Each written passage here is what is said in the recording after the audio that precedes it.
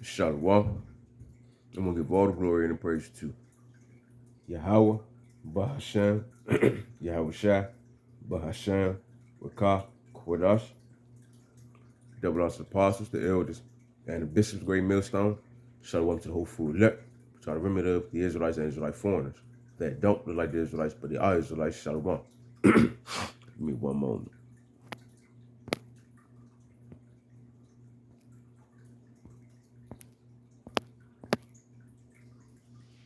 All right. Shalaka too for the sound of my voice and my nose and everything. You know, just allergies. But what I want to get into today is just one precept for real. Proverbs 17:1. And it says, better is a dry morsel and quietness therewith than a house full of sacrifices with strife. Let me read that again. Better is a dry morsel and quietness therewith than a house full of sacrifice with strife. Now, before I talk about why I grabbed this precept, I'm just going to it a little bit. Just for all the newcomers that don't know. All right, a morsel. Go to the interlinear for us. Strong's H 6595. Path. Second entry. Pethoth.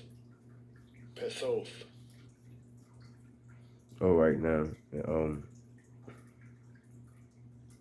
don't know about the Blue Letter? Download the Blue Letter Bible app.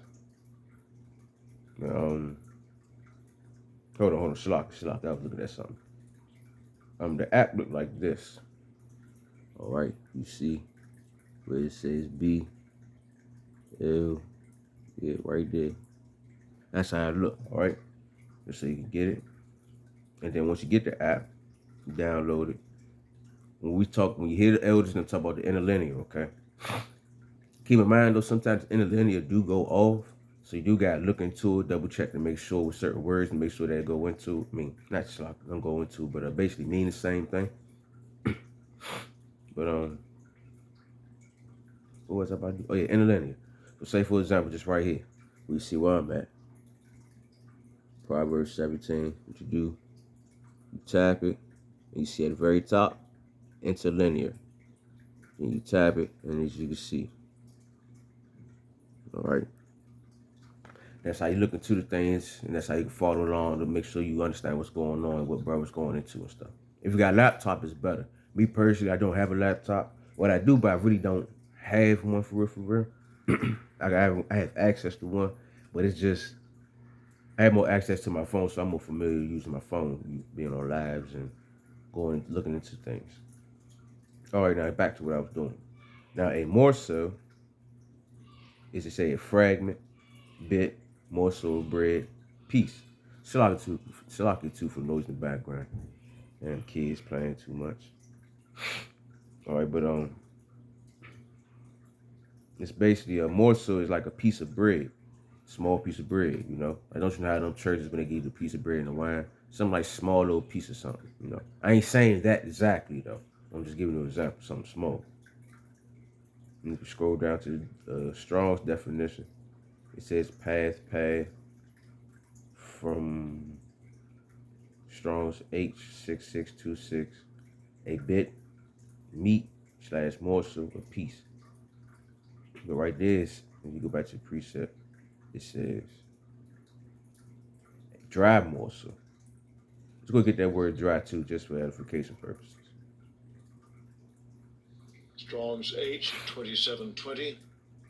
Charev.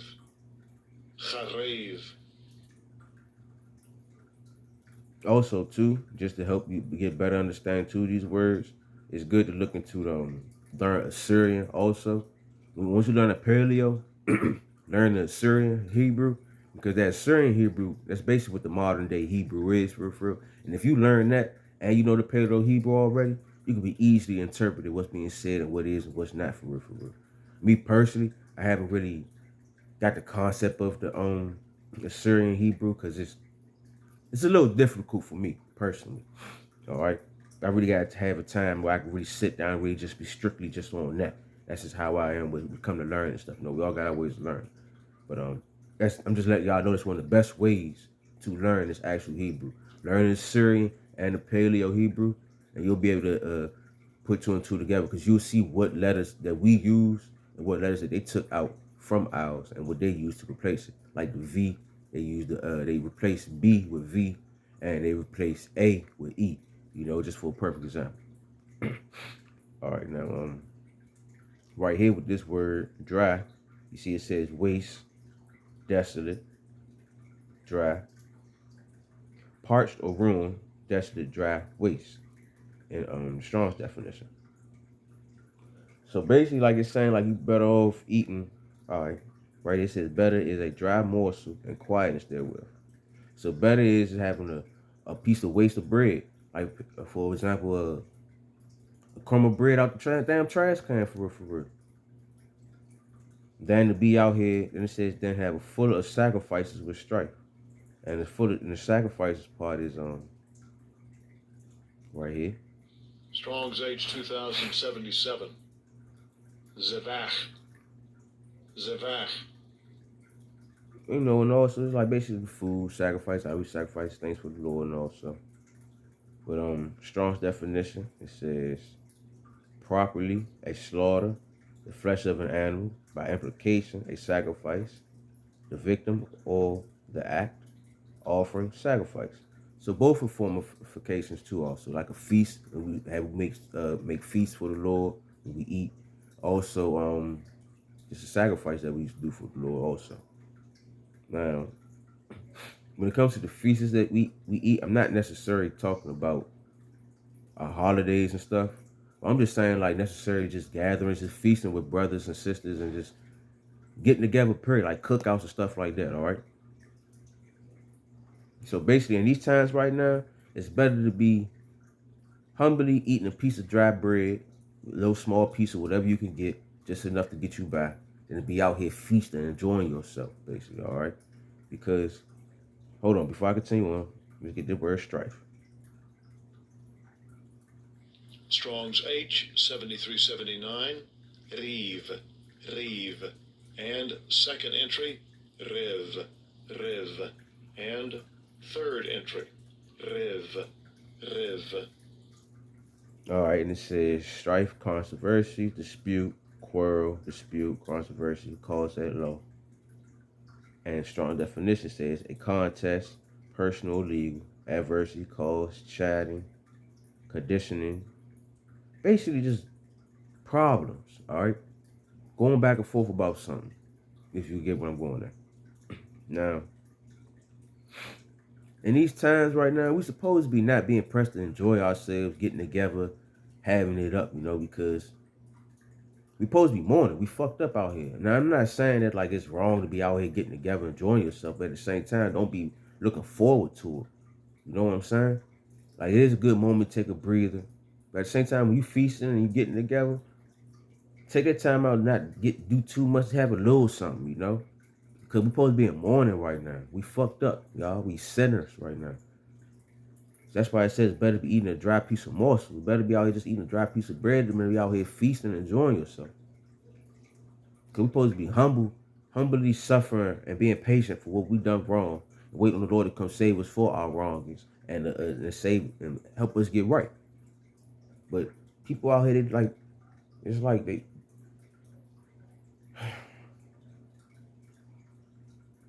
it's like people in this truth too, man. Forget about people in this world. People in this truth still looking for some type of enjoyment, some type of comfort here. And it's like, fuck this place. I understand we do got responsibilities that we got to take care of certain things. All right. For example, if you have a job and you can't take care of the responsibilities that you need to take care of, all right, get a job for that. But don't get a new job because you don't got enough money to go out and do the things that you want to do for yourself and enjoy yourself and shit like that. Like in the wrong things. Nah. Do it for the right. I'm just giving an example, okay? Because, like,